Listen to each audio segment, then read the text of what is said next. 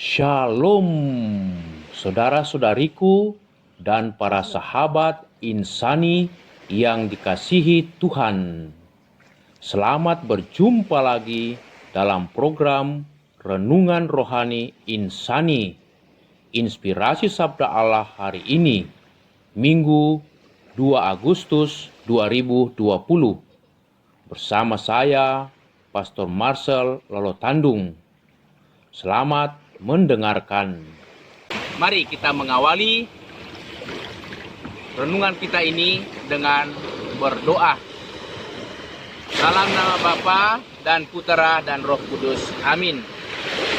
Tuhan Yesus Kristus, kami bersyukur atas karunia yang begitu besar Kau anugerahkan kepada kami, bangsa dan tanah air kami, karena bumi di mana kami hidup begitu kaya dengan sumber-sumber alam. Lautan yang luas, sawah ladang yang subur, gunung-gunung dan alam yang hijau, dan begitu banyak aneka ragam budaya, bahasa, dan keragaman-keragaman hayati. Terima kasih untuk segala berkat dan kelimpahan rahmat-Mu. Semoga kami semakin tahu bersyukur dalam hidup ini. Yesus Kristus Putra-Mu, Tuhan pengantara kami kini dan sepanjang masa. Amin. Mari saudara-saudari kita mendengarkan sabda Tuhan dari Injil Matius bab 14 ayat 13 sampai 21. Sekali peristiwa, setelah mendengar berita pembunuhan Yohanes Pembaptis, menyingkirlah Yesus dengan naik perahu. Ia bermaksud mengasingkan diri ke tempat yang sunyi. Tetapi orang banyak mendengarnya dan mengikuti dia dengan sambil mengambil jalan darat dari kota-kota mereka. Ketika Yesus mendarat, ia melihat orang banyak yang besar jumlahnya. Maka tergeraklah hatinya oleh belas kasihan kepada mereka. Lalu Yesus menyembuhkan orang-orang sakit. Menjelang malam, para murid datang kepada Yesus dan berkata, "Guru, tempat ini sunyi dan hari sudah mulai malam. Suruhlah orang banyak itu pergi supaya mereka membeli makanan di desa-desa." Tetapi Yesus berkata kepada mereka, "Tidak perlu mereka pergi. Kamu harus memberi mereka makan." Jawab mereka, "Tetapi pada kami hanya ada 5 buah roti dan 2 ekor ikan." Yesus berkata, "Bawalah kemari." Lalu disuruhnya orang banyak itu duduk di rumput. Setelah itu Yesus mengambil ke-5 roti dan kedua ikan itu.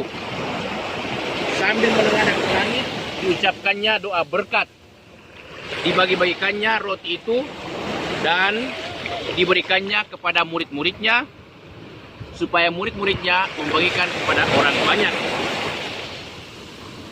Mereka semua makan sampai kenyang. Kemudian potongan-potongan roti yang sisa dikumpulkannya. Ada 12 bakul penuh yang turut makan kira-kira 5.000 orang pria, tidak termasuk wanita dan anak-anak. Demikianlah Injil Tuhan. Terpujilah Kristus. Tidak perlu mereka pergi.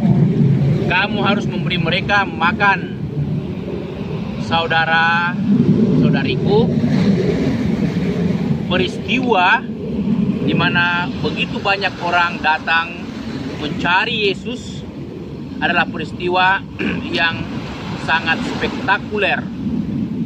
Karena saat itu dikatakan orang begitu banyak mencari Yesus dan mereka menemukan Yesus di pinggir pantai.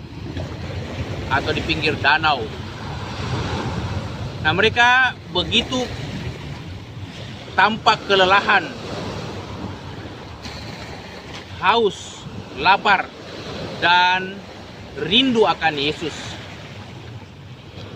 Sehingga dikatakan melihat orang banyak ini, belas kasihan Yesus tiba-tiba muncul karena orang banyak ini yang membutuhkan perhatian, kasih sayang, dan pelayanan Yesus.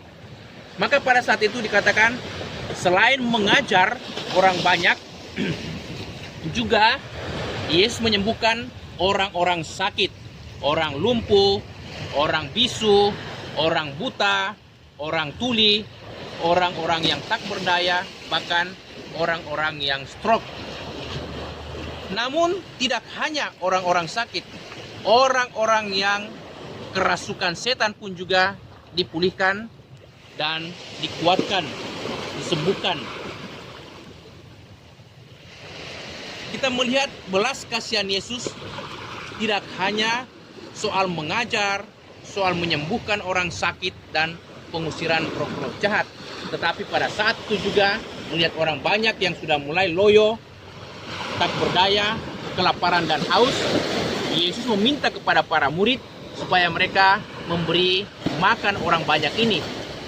Hanya para murid mengatakan, kami tidak punya apa-apa kecuali 2 ekor ikan dan 5 potong roti dari anak kecil yang ada di sini.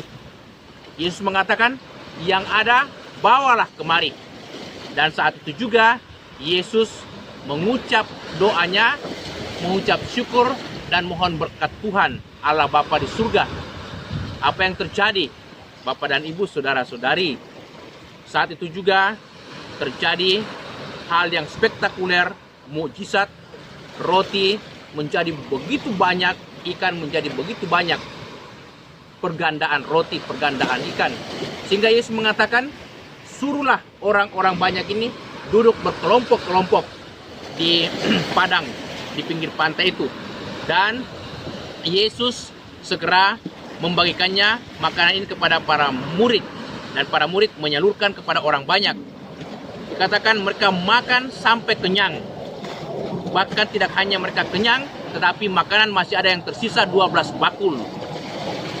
Orang yang makan sekitar 5.000 laki-laki, tidak terhitung wanita dan anak-anak. Jadi perkiraan lebih daripada 5.000 orang, bahkan bisa sampai 7.000, 10.000 orang. Begitu banyak orang makan dalam waktu yang singkat. Ini hal yang spektakuler. Yesus punya kuasa membuat mukjizat.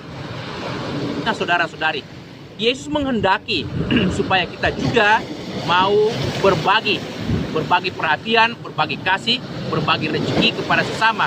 Walaupun Yesus tahu kita juga adalah orang-orang terbatas, tetapi dari keterbatasan Yesus mengharapkan supaya kita rela berbagi. Mengapa saudara-saudari kita mesti berbagi? Karena dengan berbagi, orang-orang yang menerima pelayanan kita mengalami sukacita, mengalami kebahagiaan.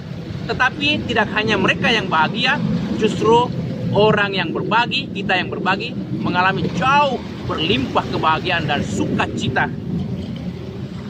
Maka dasar bahwa kita mau berbagi karena Allah sendiri, Yesus sendiri adalah sumber sukacita, sumber rezeki, sumber kehidupan kita. Itu sangat tampak dalam bacaan pertama dari kitab Yesaya bab 55 ayat 1 sampai 3.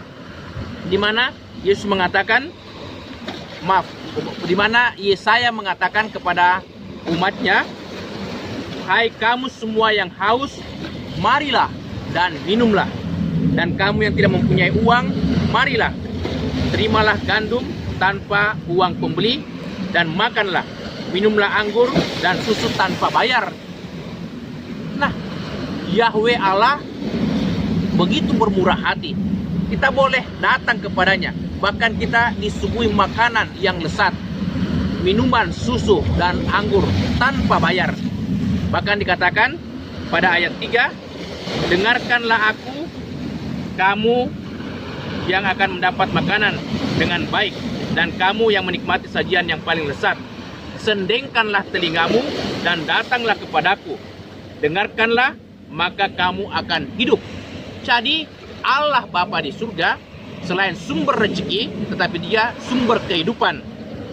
Maka karena itu, ketika kita mengimani Yesus, mengimani Allah Bapa, mengimani Roh Kudus, kita tidak usah cemas, kita tidak usah takut. Karena ada yang menjamin kehidupan kita, ada yang memberikan kekuatan, penghiburan, dan belas kasihannya. Maka juga wajarlah dalam bacaan yang kedua, Rasul Paulus menulis suratnya kepada umat di Roma. Dia mengatakan, apakah dan siapakah yang dapat memisahkan kita dari kasih Tuhan, dari kasih Kristus? Penindasan atau kesesakan, penganiayaan atau kelaparan, ketelanjangan atau bahaya, atau pedang?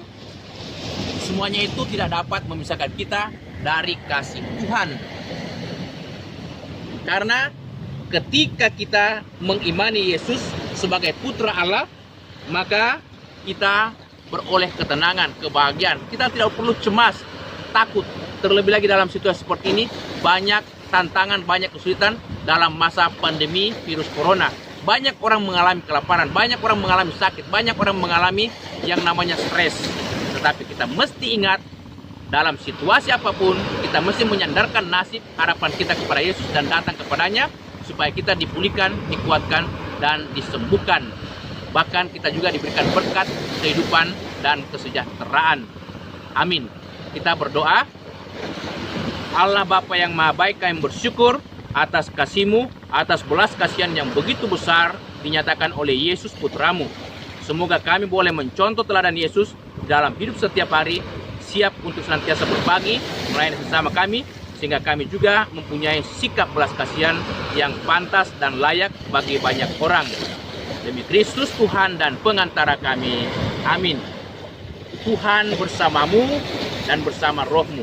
Semoga saudaraku sekalian diberkati Allah yang Maha Kuasa, dalam nama Bapa dan Putera dan Roh Kudus. Amin. Terima kasih saudara-saudariku dan para sahabat insani yang dengan setia mendengarkan sabda Tuhan bersama dengan channel Renungan Rohani Insani.